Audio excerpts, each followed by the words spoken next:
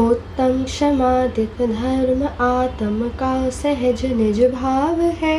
सुख शांति का है हेतु जग में मुक्ति का स्वभाव है मूल सम्यक दर्शन निज में दीनतामय ये धर्म। पूंजुं सुभाव भावना हो पूर्ण 10 लक्षण धर्म। आज उत्तम त्याग का दिन है। उत्तम संयम और तप का स्वरूप हम देख चुके हैं, अब उत्तम त्याग की बारी आती है। उत्तम शब्द किस लिए जोड़ते हैं, तो यहाँ पर मुख्य रूप से मुनिराजों की बात चल रही है। तो वो जो मुनिराज हैं वो सम्यक दर्शनधारी हैं, क्योंकि उनको सम्यक दर्शन है तो उस सम्यक दर्शन के साथ जो त्याग होता है उसको उत्तम त्याग कहते हैं। तो जो ये 10 धर्म हैं वो मेनली मुनिराजों के लिए ही कहे गए हैं, लेकिन कभी कभी उनके अगर चारित्र में कोई दोष आ जाता है तो वो ये 10 धर्म भाते हैं जिससे कि वो वापस मार्ग पर लग सके। और उन मुनियों के लिए भी ये इम्पॉर्टेंट है, पर साथ ही श्रावकों के लिए भी ये इम्पॉर्टेंट है, क्योंकि श्रावक भी अपनी भूमिका में यानी अपने स्तर में अपने लेवल पे जितना उनसे बन सके उतने ये भावनाएं और वैसे ही प्रकार से ये धर्म भाने की कोशिश करते हैं। तो त्याग शब्द से क्या अर्थ लेना, त्याग का अर्थ है छोड़ देना, इंग्लिश में बोले तो to leave, abandon, to reject, to let go of, उस चीज़ को अपने से अलग कर देना। त्याग एक थोड़ा नेगेटिव वर्ड है, जैसे मैंने रात को खाना त्याग दिया है, मैंने गाली देना त्याग दिया है, यानी कोई एक ऐसी चीज़ जो पहले आपके पास थी और फिर आपने उसको छोड़ दी, तो उसको कहते हैं त्याग। तो यहाँ पर त्याग क्यों कहने को बोल रहे हैं, किस चीज़ का त्याग करने को कह रहे हैं, तो अगर निश्चय और व्यवहार, तो निश्चय से अगर देखें तो त्याग यहाँ पर कह रहे हैं राग और द्वेष को छोड़ने को। यानी अभी हमारे पास राग है, अभी हमारे पास द्वेष है, और प्रॉब्लम क्यों होती है, क्योंकि इस राग और द्वेष की वजह से मुझे या तो हर चीज़ पूरे टाइम अच्छी लगती रहती है या हर चीज़ पूरे टाइम बुरी लगती रहती है, और उससे मैं ही ऊपर नीचे होती रहती हूँ फीलिंग्स में, और आकुलता बनी रहती है, यानी I am not stable, I am not happy. तो राग द्वेष जब त्याग देते हैं तब निश्चय से उत्तम त्याग धर्म होता है। और व्यवहार से त्याग धर्म क्या होता है, तो व्यवहार से जैसे कोई मुनिराज है, तो मुनिराज के पास आपने देखा उनके पास पीछे का मंडल नहीं है, तो आपने जा कर के उनको दे दी एक, तो उसको त्याग धर्म कहेंगे। या फिर त्याग का अर्थ यहाँ पर दान देना भी होता है। जैसे त्याग एक थोड़ा नेगेटिव वर्ड है, बट दान थोड़ा पॉजिटिव एस्पेक्ट है उसका। तो आप त्याग ऐसी चीज़ों का करेंगे जो आपके लिए बेनिफिट नहीं है कर रही है, जो आपको फोकस करने नहीं दे रही है, जो आपको पढ़ने नहीं दे रही है, जिनके वजह से आपके पेरेंट्स या आपके फ्रेंड्स आपको पूरे टाइम टोकते रहते हैं, या कोई ऐसी चीज़ जो आपके लिए अच्छी नहीं है, उसका आप त्याग करते हैं। एट द सेम टाइम आप ग्रहण करते हैं। तो आप किसका ग्रहण करते हैं, तो आप अच्छी चीज़ों का, अच्छे वैल्यूज़ का, राग द्वेष को छोड़कर आप धर्म का कोई एक बुक पढ़ने का को ग्रहण करते हैं, या फिर आप कोई रोज़ मंदिर जाने का नियम को ग्रहण करते हैं, या फिर आप बेसिकली आप ऐसी क्वालिटीज़ ग्रहण करते हैं जिनसे आप एक अच्छे ह्यूमन बीइंग बने, आप में कम राग द्वेष हो, आप औरों के हित के लिए ज़्यादा सोचें, विच इज़ वाई दान भी दिया जाता है। आप दान जब देते हैं तो उनको फालतू की चीज़ों का दान तो देते नहीं हैं, यानी ऐसी चीज़ें जो गरीब के भी काम ना आए वो तो हमें देनी ही नहीं चाहिए। जैसे कोई गरीब को आप कचरे का ढेर तो दान में नहीं दोगे, आप उसे कपड़े दोगे, आप उसको खाना दोगे, क्योंकि उसको एक्चुअली में ज़रूरत है। तो वैसे ही आचार्यों ने दान को मोटा मोटी 4 कैटेगरीज़ में डिवाइड किया। पहला है आहार दान, दूसरा अभय, तीसरा औषधि और चौथा ज्ञान। तो नाम से इनका थोड़ा थोड़ा मतलब समझ में आ रहा है। पहला है आहार दान, तो आपको सामने वालों को खाने का दान देना चाहिए, आहार देना चाहिए, क्योंकि खाना बहुत कुछ लोगों को खाना भी नसीब में नहीं होता है। तो दान अगर आपको देना है तो आप खाने का दो। और वैसे ही आचार्यों को भी हम आहार दान देते हैं। हम अगर कोई मुनिराज आता है तो उन्हें हम आहार देते हैं, उसको आहार दान में ले लेते हैं। कोई श्रावक को खाना खिलाना, वो सब आहार दान में आ जाता है। जैसे आदिनाथ मुनि को जब राजा श्रेयांस ने इक्षुरस का दान दिया था, तो वो सब आ जाता है आहार दान की कैटेगरी में। फिर आता है औषधि दान। अगर आपने किसी रोगी को मेडिसिन गिफ्ट किया या फिर दवाई दी जिससे उसका जो बीमारी थी वो ठीक हो गई, तो वो हुआ औषधि दान। आपके कोई सीनियर्स हैं, आपसे जो बड़े हैं, उनके लिए आप दवाई लेके आ रहे हो, उनकी सेवा कर रहे हो, तो वो सब औषधि दान है। ऐसी चीज़ों का भी दान देना चाहिए। फिर है अभय दान। भय यानी डरना और अभय यानी नहीं डरना या फिर नहीं डराना या नहीं मारना। तो अभय दान है कि आपके वजह से कोई जीव की हिंसा ना हो, कि आपको कोई इंसेक्ट बहुत बॉदर कर रहा था पर आपने उसको नहीं मारा, तो वो अहिंसा हो गया, वही अभय दान हो गया। कि आपने चाहे कैसी भी परिस्थिति हो जीवों का रक्षा किया, तो वो हो गया अभय दान। आपके निमित्त से किसी को भय नहीं हुआ, वो हुआ अभय दान। और फिर लास्ट है ज्ञान दान, कि आपके फ्रेंड को कोई चीज़ समझ नहीं आ रही थी या फिर आपको लगा कि आप हेल्प कर सकते हो, वॉलंटियर कर सकते हो कोई चीज़ पढ़ाकर, तो वो हो गया ज्ञान दान, जहाँ आपका कंट्रीब्यूशन आ रहा है किसी को कोई चीज़ बताकर। और ज्ञान बांटने से बढ़ता है, तो आप जितना औरों को पढ़ाते हैं उतना आप भी नई बातें सीखते हैं, कल को वो कुछ सीख के आएगा तो वो भी आपको बताएगा, तो ऐसे ज्ञान हमेशा बढ़ता ही है। तो ये 4 टाइप के दान मोटा मोटी शास्त्र में कहे गए हैं। और त्याग के प्रकरण में क्यों आया ये, क्योंकि त्याग आपको गंदी चीज़ों का तो त्याग करने चाहिए, लेकिन अगर आप कोई अच्छी चीज़ किसी को प्रोवाइड कर सकते हैं तो वो भी आपको करना चाहिए। जैसे कि कुछ बच्चे अपने बर्थडेज़ में, एक नया ट्रेंड स्टार्ट हुआ है, ये अपने बर्थडे के टाइम पर कुछ लोग NGOs में जाते हैं, ऐसे ऑर्फनेजेस में जाते हैं, या फिर ऐसी जगहें जाते हैं जहाँ पर थोड़े आपसे कम बेनिफिटेड लोग हो, जिनको एक्चुअल में नीड है, उनके पास जाकर या तो उन्हें खाना दान में देते हैं या फिर उन्हें कोई चीज़ पढ़ाते हैं या फिर ऐसी चीज़ें देते हैं जो उनके एजुकेशन में या उनके लाइफस्टाइल में काम आए। तो ये बहुत अच्छा कॉन्सेप्ट है। या फिर जानवरों को हम लोग कभी कभी बर्थडेज़ के टाइम पे खाना दे देते हैं, गायों को फीड करते हैं, हॉर्स को फीड करते हैं। तो ऐसे ये सारी चीज़ें भी बहुत पॉजिटिव है और हमें ऐसे ही चीज़ें भी करनी चाहिए। और जो सब कुछ ये क्रिया है वो सब त्याग की श्रेणी में आ जाता है। अब एक इम्पॉर्टेंट पॉइंट ये है कि कुछ लोग क्या समझते हैं, त्याग मतलब ठीक है छोड़ दो, क्यों, मैं वैसे भी छोड़ने ही वाला था इसको और आज उत्तम त्याग है तो चलो सब कुछ त्याग देते हैं, छोड़ ही देते हैं। इसका एग्जाम्पल, जैसे आपको वैसे भी आप वो चीज़ छोड़ने वाले थे और उत्तम त्याग आ गया तो आपने छोड़ दिया।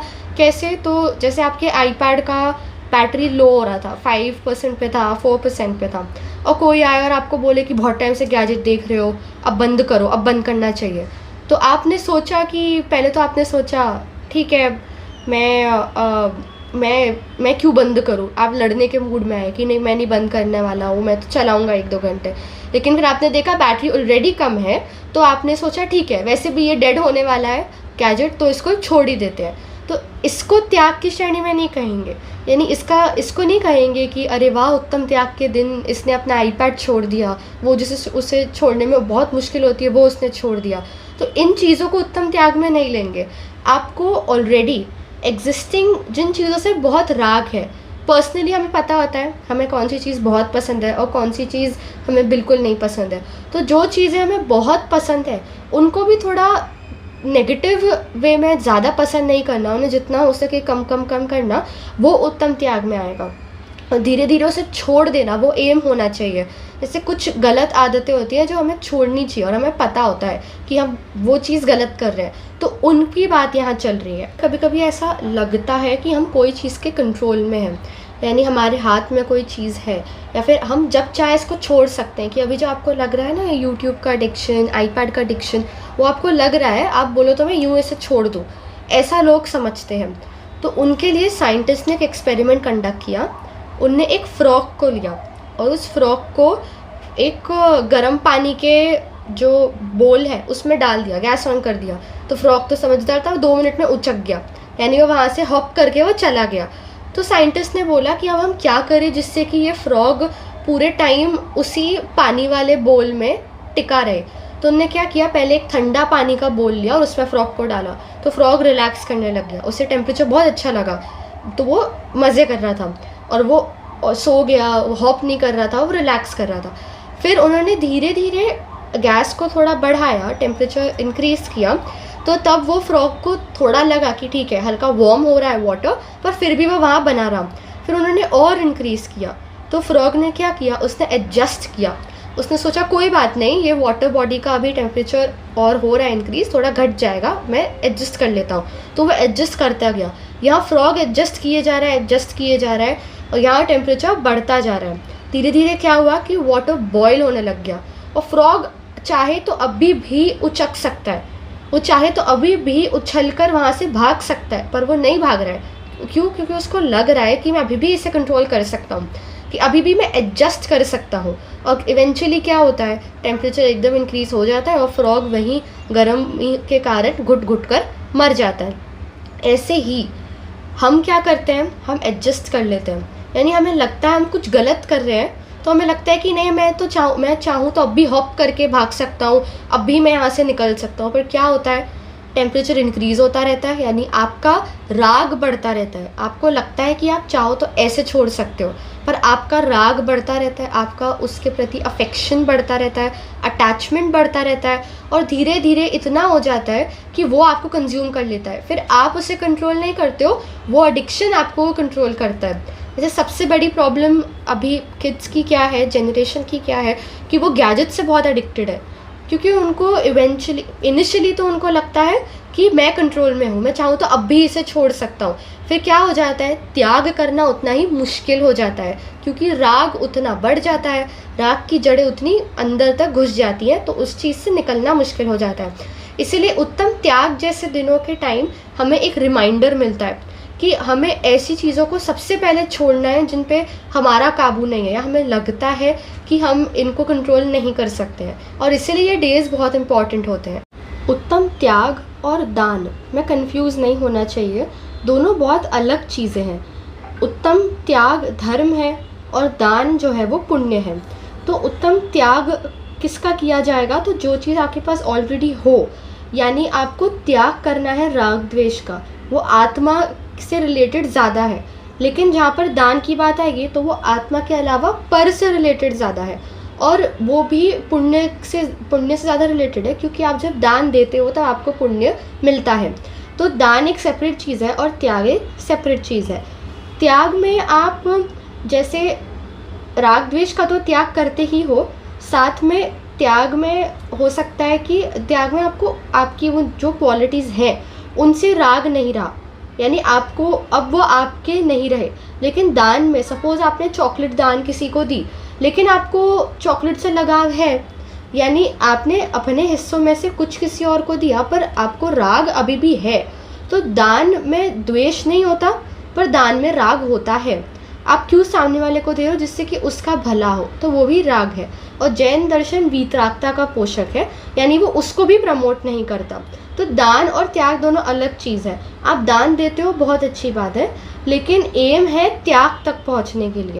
दूसरी बात, त्याग आप कब करेंगे, तो त्याग उस चीज़ का होता है जो आपको पसंद नहीं होती। जब अंदर से आपको पता होता है कि ये चीज़ मेरे लिए फ़ायदेजनक नहीं है, इसका रहना मेरे लिए सिर्फ नुकसान ही करने वाला है, तब आप त्याग कर देंगे नेचुरली।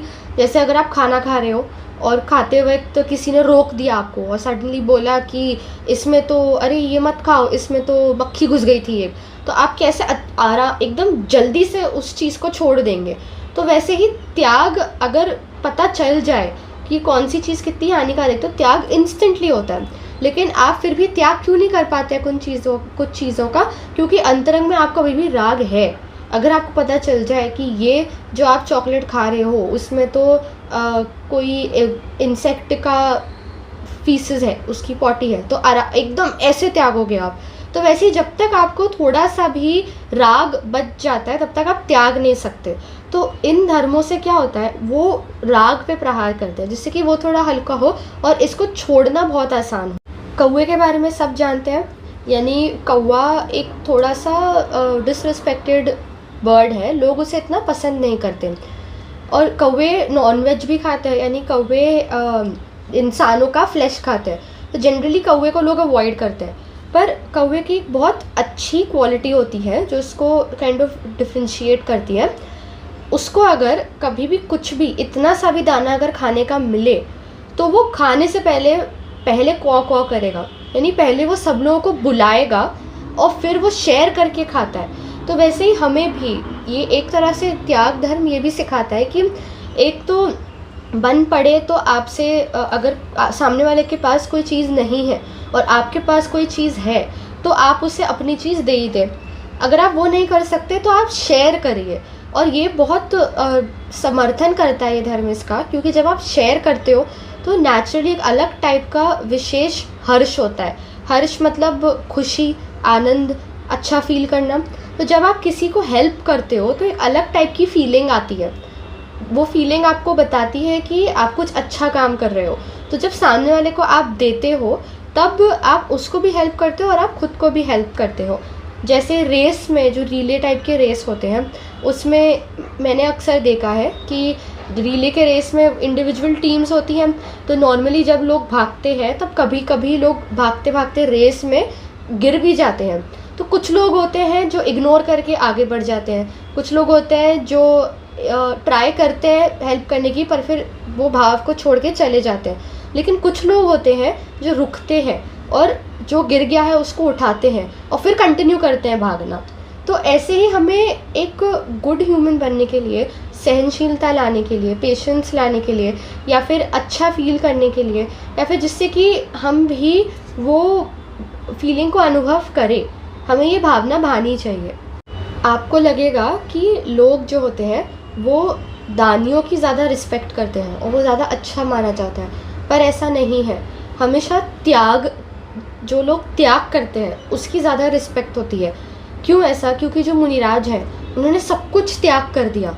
उन्होंने सारी लौकिक जितने भी परिवारजन थे, जितने भी उनका व्यापार था, जैसे भी वो पैसे कमाते थे, सब कुछ छोड़ के वो वन में गए हैं। तो उनकी ज़्यादा हम रिस्पेक्ट करते हैं दैन कोई बिजनेसमैन जो बहुत सारे अच्छे कंपनीज़ को ओन करता है और फिर साल में एक बार दान दे देता है। तो उनकी हम नहीं पूछते, उनको हम नहीं पूछते हम मुनिराज को है। और एक पंक्ति भी आती है कि चाह गई चिंता गई मनुआ बेपरवाह, जिन्हें कछु नहीं चाहिए ते नर शाहनशाह। यानी जिसकी चाह चली गई है, जिसकी चिंता चली गई, जिसकी चाह चली गई उसकी चिंता ऑटोमेटिकली चली गई है। इसको मैं एक्सप्लेन करूँगी। मनुआ बेपरवाह, ऐसे जो लोग होते हैं जो बेपरवाह होते हैं, जिन्हें इन चीज़ों से फ़र्क ही नहीं पड़ता है और जिन्हें कुछ नहीं चाहिए, वो है एक्चुअली में शहंशाह। शहंशाह मतलब राजा। राजा हम किसको मानते हैं? जिसके पास बहुत सारी विभूति हो, जिसके पास बहुत रिचेज़ हो, बहुत पावर हो, बहुत पैसा हो। पर एक्चुअल में वो राजा नहीं है, क्योंकि उसकी जितनी चाह है उतना उसे चिंता है। आपके पास जितना पैसे होंगे उतना ही बड़ा आपको लॉकर बनाना पड़ेगा, उतना ही बड़ा आपको सिक्योरिटी सिस्टम रखनी पड़ेगी, उतनी ही बड़ी आपको रोज़ कैमरा से चेक करना पड़ेगा। मतलब उतनी आपको आकुलता होगी, उतना आपको सोचना पड़ेगा, उतना आपके उपयोग, आपका फोकस बट जाएगा।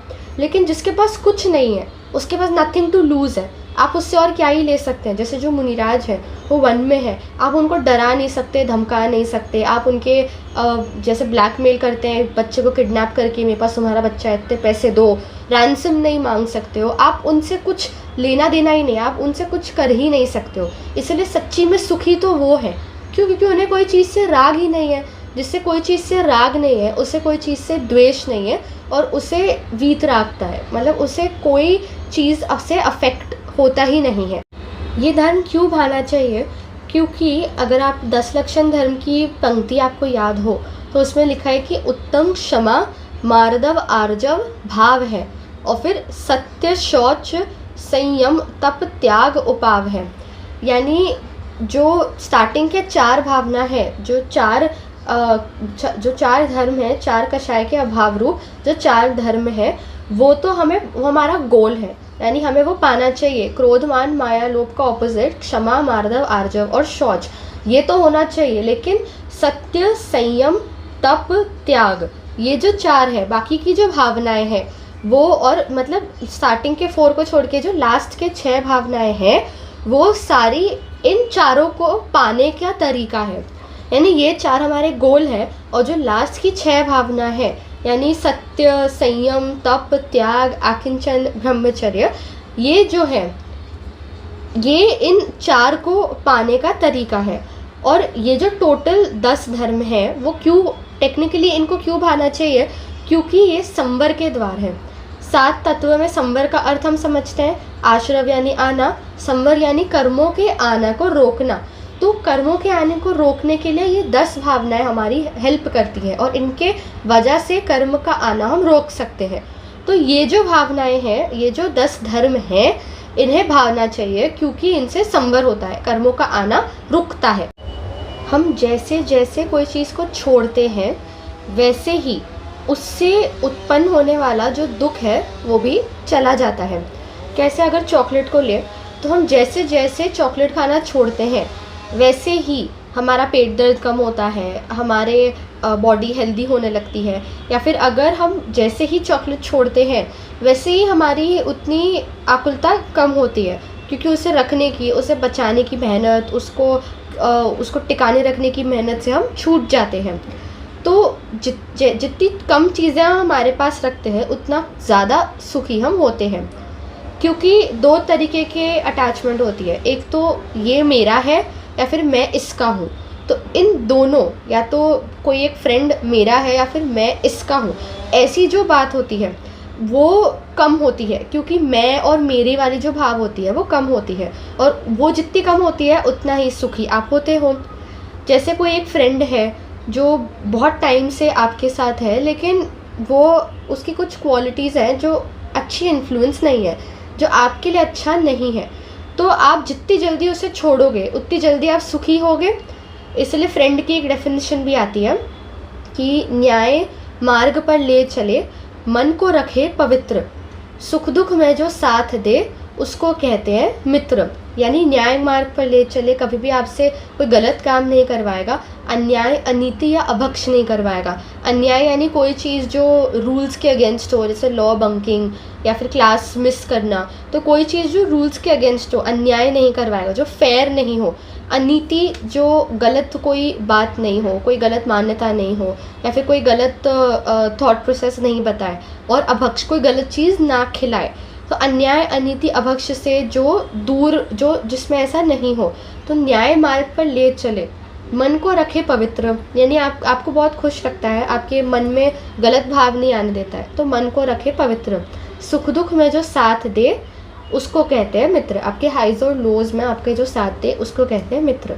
तो सपोज एक ऐसा मित्र है आपके पास जो आपको नहीं पसंद है, या फिर आपको लग रहा है कि आपको कुछ गलत दिख रहा है कि ये अच्छी संगति नहीं है, this is not good company. तो आप जितना टाइम उसके साथ रहेंगे उतना आप दुखी रहेंगे, और जितना जल्दी उसे छोड़ेंगे उतना जल्दी आप खुश रहेंगे। वैसे ये जो कर्म है ये हमारी बॉडी, हमारे आत्मा से अटैच हो चुके हैं, पर हम जितना जल्दी इनको छोड़ने का उपाय करेंगे उतना जल्दी हम खुश होंगे। और इनका छोड़ने का उपाय क्या है कि कर्म का उदय आया, उसने हमें बोला कि जाओ अभी चिल्लाओ और ये चॉकलेट लेके आओ। तो वो कर्म की बात मैंने नहीं मानी, मैंने उस रूप नहीं एक्ट किया, मैंने उससे राग छोड़ा। यही है कर्मों को छोड़ना, और यही है कर्मों को एक तरह से अपने से दूर करना। तो उसी को त्याग धर्म कहते हैं। और त्याग का मतलब ये नहीं है कि एग्जिस्टिंग चीज़ों को छोड़ देना, पर त्याग यानी इन राग और द्वेष, इन भावों को छोड़ देना, नेगेटिविटी को छोड़ देना, उसका त्याग करना। त्याग का एक प्रकार है उसे ग्रहण ही नहीं करना। जैसे त्याग, मैंने अगर नॉनवेज मैंने नहीं खाया तो एक तरह से मेरा उसका त्याग है। ऐसा नहीं है कि पहले मैं नॉनवेज खाती थी फिर मैंने खाना छोड़ दिया।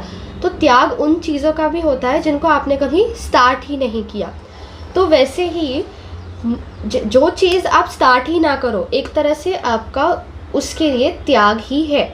जैसे आप को ऐसा कहते हैं कि अगर आप कोई चीज़ से सहमत नहीं है, मतलब आप कोई चीज़ से अग्री नहीं करते हैं, तो आप चुप रहिए। यानी अगर आपको लग रहा है कि कुछ कोई एक ऐसी चीज़ के बारे में बात चल रही है जिसको आप मानते नहीं हो, तो आप जाकर ये मत जताओ कि ये नहीं करना चाहिए, ये नहीं करना चाहिए। आप चुपचाप वो मत करो, आप चुपचाप वो चीज़ एक्सेप्ट मत करो। तो एक तरह से आपका त्याग हो गया। नॉन कोऑपरेशन मूवमेंट क्या था?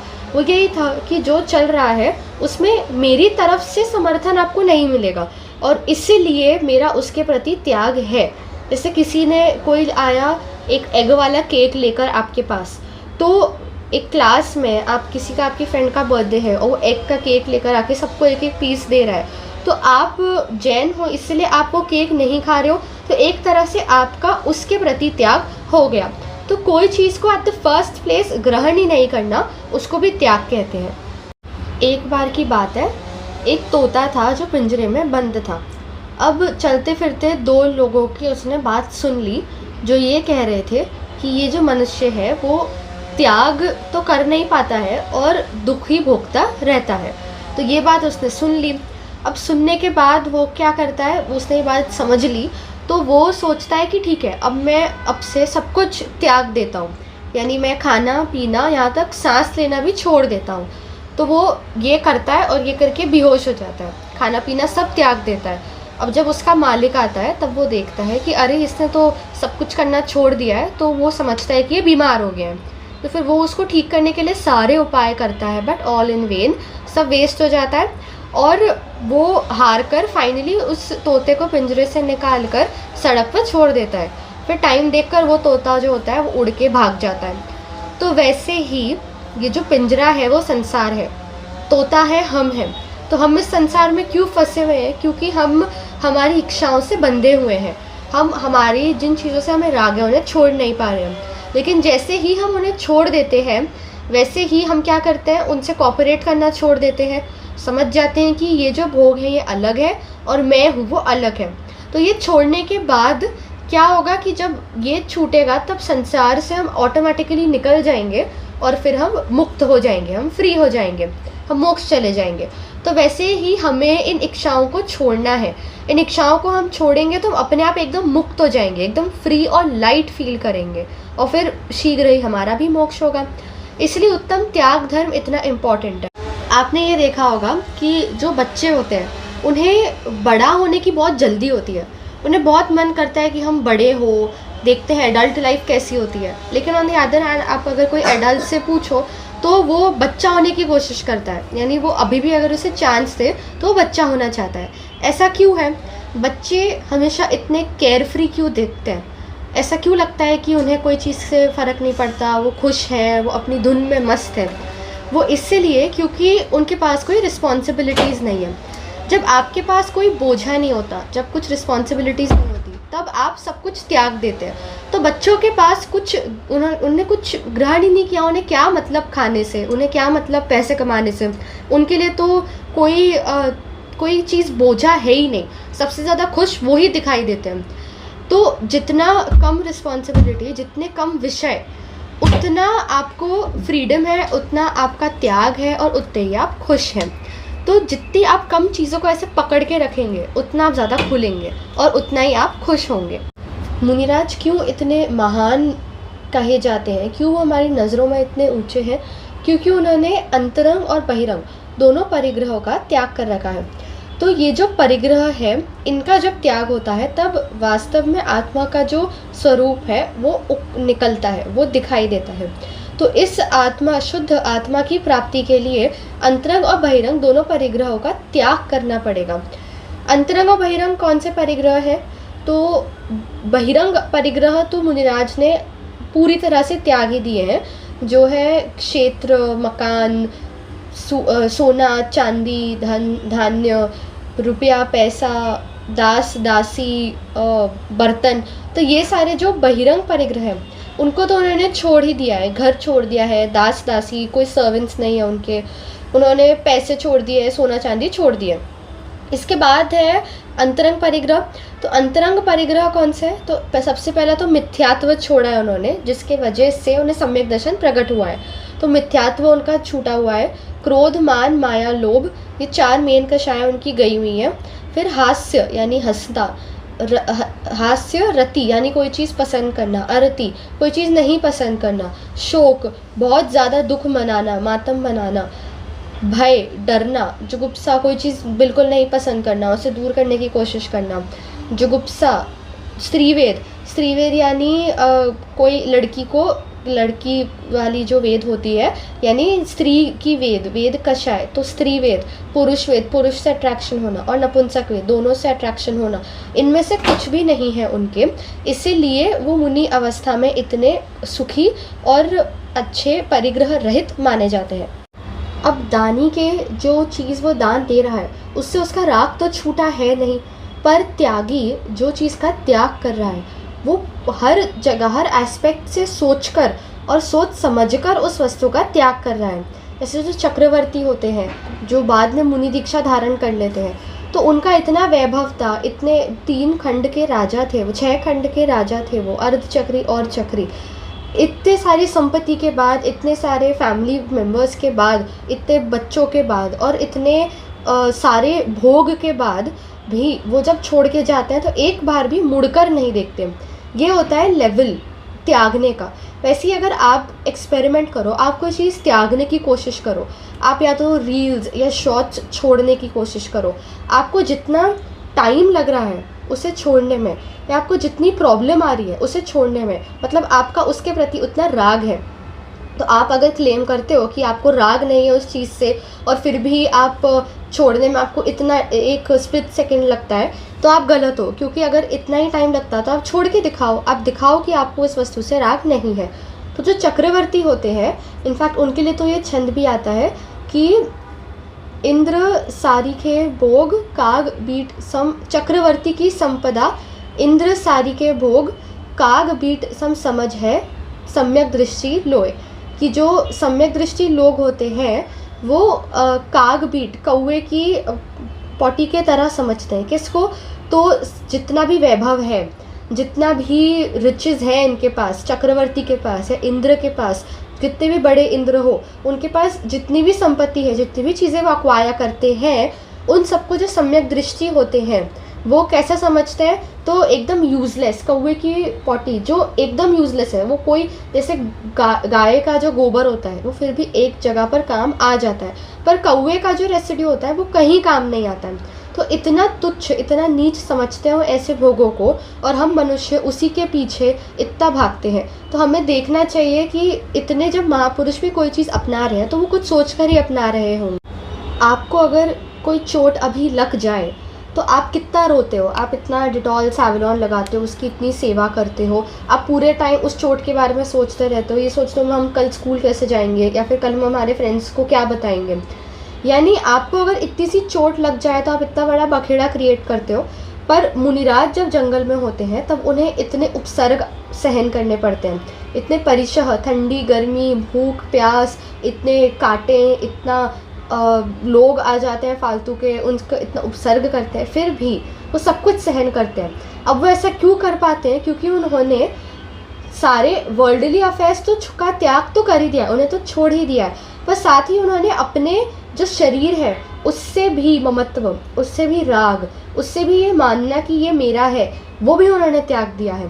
तो शरीर को त्यागना क्यों पॉसिबल हुआ? क्योंकि उन्होंने ये बात एक्सेप्ट कर ली कि शरीर मैं हूँ ही नहीं। तो हम एक पर्टिकुलर चॉकलेट को छोड़ नहीं पाते, हम एक कपड़े को छोड़ नहीं पाते, और मुनिराज सब कुछ छोड़ने के बाद अपनी शरीर को भी छोड़ देते हैं। तो ये होता है लेवल ऑफ त्याग, और हमें मुनिराज से भी यही बात सीखनी चाहिए कि वो कितना त्याग कर सकते हैं। हमें इससे एक और बात सीखने को मिलती है कि कितना इजी है कोई चीज़ को छोड़ना। कैसे? तो अगर आपको कोई भी चीज़ को छोड़ना है तो सिंपली उससे अपना राग कम कर दो। जैसे अगर आपके 5 साल पहले कोई फ्रेंड था पर 5 साल बाद नहीं है, तो जब आप उसको देखते हो तो आपको कोई फीलिंग्स ही नहीं आते, कोई थॉट्स भी नहीं आते। क्यों? क्योंकि आपका उससे राग चला जा चुका है। अब आपको फ़र्क नहीं पड़ता अगर वो शिफ्ट भी हो जाए या फिर अगर वो फेल भी हो जाए कोई पेपर में, वो फ्रेंड। क्यों? क्योंकि आपको उससे एकदम राग जा चुका है। तो वैसे ही अगर आपको कोई चीज़ छोड़ना हो या आपको कोई पर्सन के साथ अब नहीं रहना है, तो सिंपली उसे अपना राग कम कर लो।